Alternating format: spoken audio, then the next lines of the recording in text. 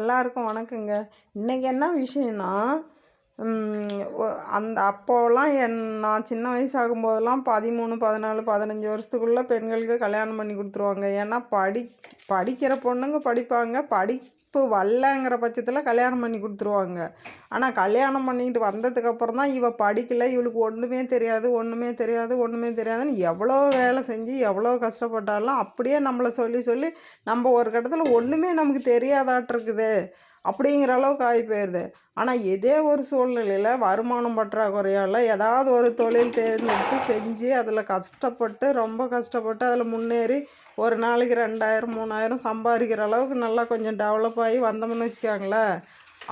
அப்போ மட்டும் சொல்லுவாங்க, இவளுக்கு ஏற்கனவே எனக்கு தெரியும் இவள் சம்பாதிப்பான்னு. அந்த மாதிரி ஒரே ஒத்த வார்த்தையில் முடிச்சுட்டு போயிடுறாங்க. ஆனால் அந்த வருமானத்துக்கு எவ்வளோ கஷ்டப்பட்டாங்கிறது நமக்கு தான் தெரியும்.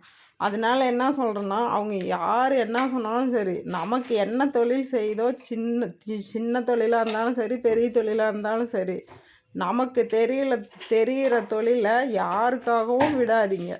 உங்களால் முடிஞ்ச அளவுக்கு அந்த தொழில் செய்கிறதுக்கு போராடி நீங்கள் அதில் செஞ்சு முன்னேறி வர வழி மட்டும்தாங்க நம்ம பார்க்கணும். ஓகேங்க, எனக்கு தெரிஞ்ச சின்ன விஷயம் இது. நான் உங்ககிட்ட ஷேர் பண்ணிக்கணும்னு நினச்சேன். அதனால் நான் இந்த பதிவு போடுறேங்க. ஓகேங்க, அடுத்த வீடியோவில் பார்க்கலாங்க. பாய்ங்க.